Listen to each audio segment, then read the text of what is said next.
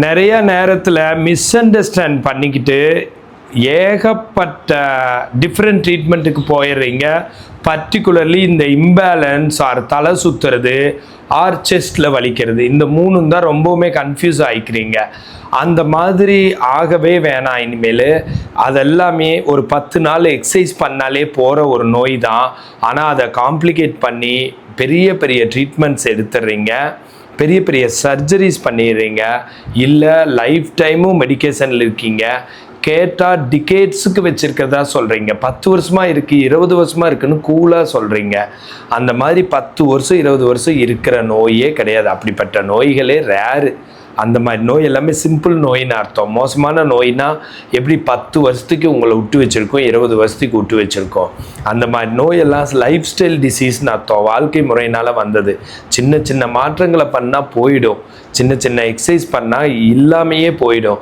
அது தெரியாமல் நீங்களாக உங்களுக்கு கெட்டது பண்ணிக்கிறீங்க. யாரும் பிறர் பண்ண முடியாது உங்களுக்கு கெட்டது. உங்களுக்கு நீங்களே பண்ணிக்கிட்டால் தான் உண்டு.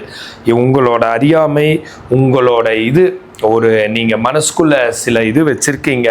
ஏதாச்சும் ஒன்றுன்னா அதுக்கு பில்டப் தான் உங்களுக்கு முக்கியமாக இருக்குது.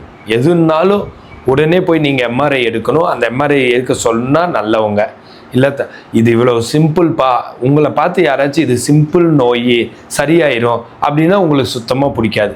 இது ஒரு உலக மகா பிரச்சனை, இது நீங்கள் சீக்கிரமாக போய் சேர்ந்துருவீங்க அப்படின்னு சொன்னால் தான் உங்களுக்கு பிடிச்சிருக்க மாட்டிருக்கு. இது சிம்பிள்னு சொன்னால் நம்புறதுக்கு உங்களால் முடியல, அதுதான் ரொம்ப கஷ்டமாக இருக்குது.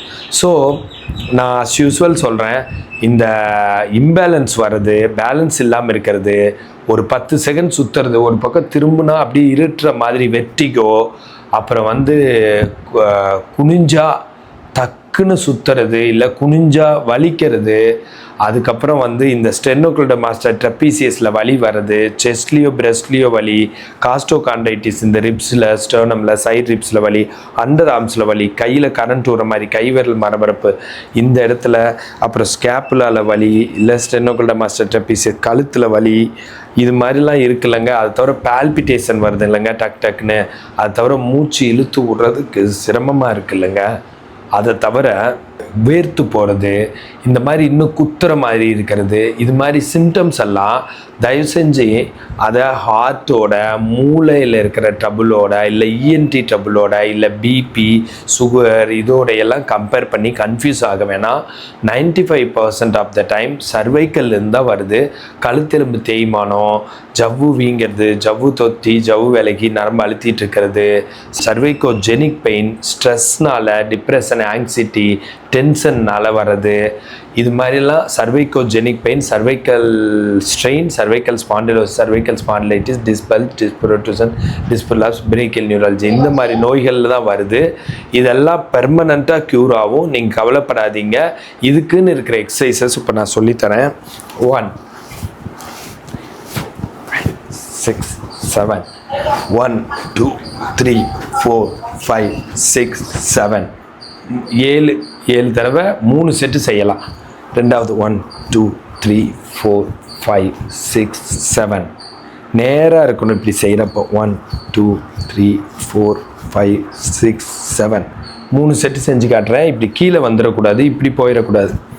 2 4 5 6 7 இது 3ங்களா, 4 1 2 3 4 5 6 7 8 9 10 1 2 3 4 5 6 7 8 9 10 again 1 2 3 4 5 6 7 8 9 10 2 3 4 5 6 7 8 9 again 1 2 3 4 5 6 7 8 9 10 1 2 3 4 5 6 7 8 9 10 இந்த மாதிரி எக்ஸசைசஸ் தான் ரொம்ப ஹெல்ப்ஃபுல்லாக இருக்கும்.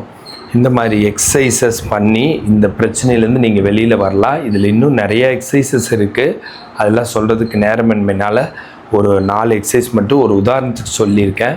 இந்த மாதிரி வலி எல்லாம் இருந்தால், தலை சுற்றல் இருந்தால் கண்டிப்பாக கான்டாக்ட் பண்ணி நீங்கள் 10 நாளைக்கு நான் ஆன்லைனில் சொல்லி கொடுத்து க்யூர் பண்ண முடியும்.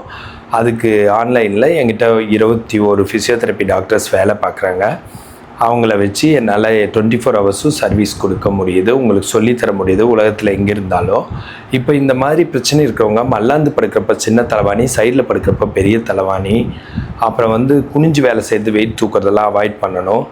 முடிஞ்ச அளவுக்கு ரெஸ்ட் எடுத்துக்கணும். இந்த மாதிரி தொந்தரவு இருக்கிறப்போ படபடப்பு இருக்கக்கூடாது, ஸ்ட்ரெஸ், டிப்ரெஷன், ஆங்ஸைட்டிலேருந்து வெளியில் வரணும். அப்புறம் மன அழுத்தம் இல்லாமல், சோகம் இல்லாமல், இன்ஃபீரியாரிட்டி காம்ப்ளெக்ஸ் எல்லாம் இல்லாமல் இருக்கணும். தண்ணி 3-4 லிட்டர் குடிக்கணும். அப்புறம் நல்லா பழங்கள், காய்கறிகள் எடுத்துக்கணும். நல்லா தூங்கணும். இந்த மாதிரி ஹெல்த் டிப்ஸ் வேணா என்ன ஃபாலோ பண்ணுங்கள். ஃபிசியோதெரப்பி கன்சல்டேஷன் வேணா கால் பண்ணுங்கள். This Prakash, physiotherapist.